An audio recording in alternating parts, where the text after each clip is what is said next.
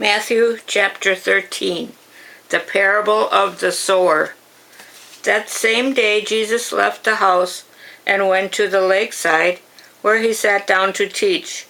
The crowd that gathered around him was so large that he got into a boat and sat in it, while the crowd stood on the shore. He used parables to tell them many things. There was a man who went out to sow. As he scattered the seed in the field, some of it fell along the path, and the birds came and ate it up. Some of it fell on rocky ground where there was little soil. The seed soon sprouted because the soil wasn't deep. When the sun came up, it burned the young plants, and because the roots had not grown deep enough, the plants soon dried up. Some of the seed fell among the thorns, which grew up and choked the plants. But some seeds fell in good soil and bore grain. Some had 100 grains, others 60, and others 30. And Jesus concluded, "Listen then, if you have ears."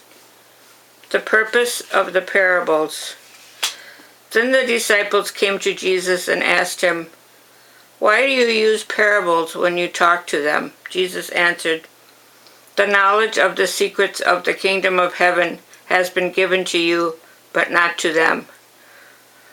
For the man who has something will be giving more, so that he will have more than enough.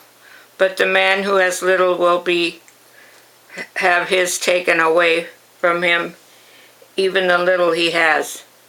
The reason that I use parables to talk to them is this: they look, but they do not see. They listen, but do not hear or understand. So the prophecy of Isaiah comes true in their case. You will listen and listen, but not understand. You will look and look, but not see. Because the people's minds are dull, and they have stopped up their ears, and have closed their eyes. Otherwise their eyes would see, their ears would hear, their minds would understand. And they would turn to me, says God, and I would heal them. As for you, how fortunate you are. Your eyes see and your ears hear. Remember this: many prophets and many of God's people wanted very much to see what you see, but they could not, and to hear what you hear, but they did not. Jesus explains the parable of the sower. Listen then and learn what the parable of the sower means. Those who hear the message about the kingdom but do not understand it are like the seeds that fell upon the path. The evil one comes and snatches it away which was sown in them. The seed that fell up on rocky ground stands for those who receive the message gladly as soon as they hear it, but it does not sink deep into them, and they don't last long. So when trouble and persecution comes because of the message, they give up at once. The seed that fell among the thorns stands for those who hear the message, but the worries about life and the love of riches choke the message, and they didn't bear fruit. And the seed sown in the good soil stands for those who hear the message and understand it.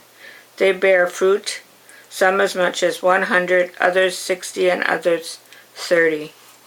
The parable of the weeds. Jesus told them another parable. The kingdom of heaven is like a man who sowed good seed in his field. One night, when everyone was asleep, an enemy came and sowed weeds among the wheat, and went away. When the plants grew and the heads of grain began to form, then the weeds showed up. The man's servants came to him and said, "Sir, it was good seed you sowed in your field. Where did the weeds come from?" "It was some enemy who did this," he answered. "Do you want us to go and pull up the weeds?" they asked him. "No," he answered, "because as you gather the weeds, you might pull up some of the wheat along with them.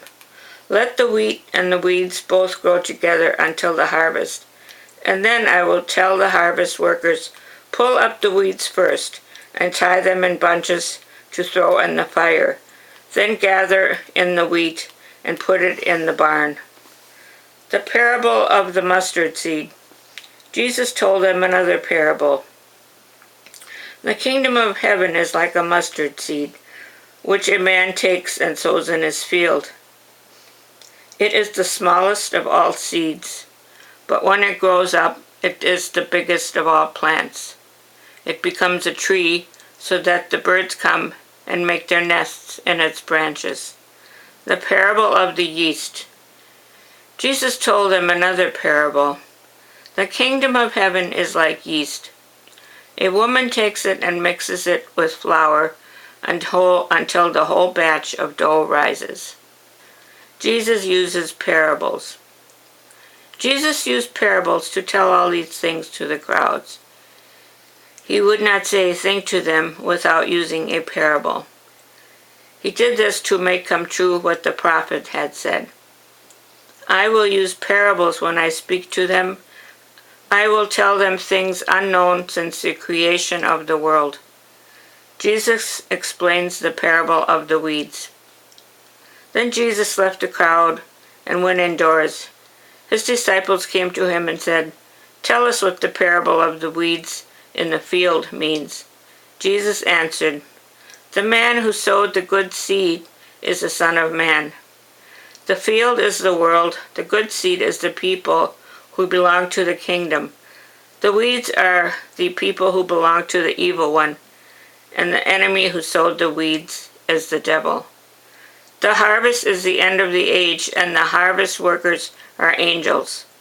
Just as the weeds are gathered up and burned in the fire, so will it be at the end of the age.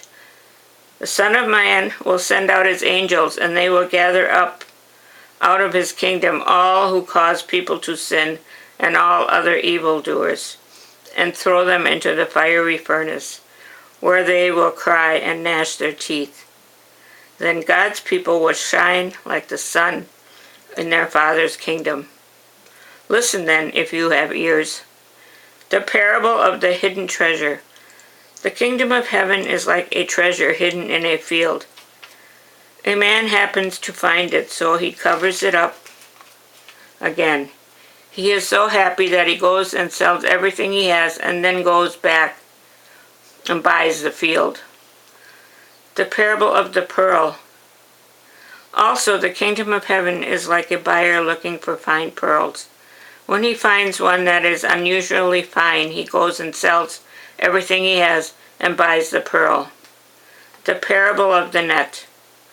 Also, the kingdom of heaven is like a net thrown out in the lake, which catches all kinds of fish.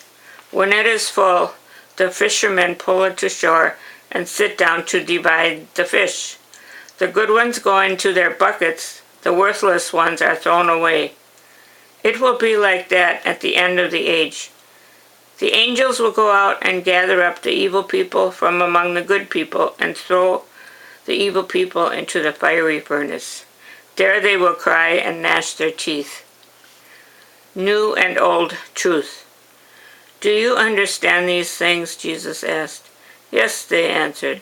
So he replied, This means then that every teacher of the law who becomes a disciple in the kingdom of heaven is like a homeowner who takes new and old things out of the storage room. Jesus rejected at Nazareth. When Jesus finished telling these parables, he left that place and went back to his hometown. He taught in their synagogue, and those who heard him were amazed. Where did he get such wisdom? They asked. And what about his miracles? Isn't that the carpenter's son? Isn't Mary his mother? And aren't James, Joseph, Simon, and Judah his brothers? Aren't all his sisters living here? Where did he get all this? And so they rejected him. Jesus said to them, A prophet is respected everywhere except in his own home and town and by his own family. Jesus did not perform many miracles there because they did not have faith.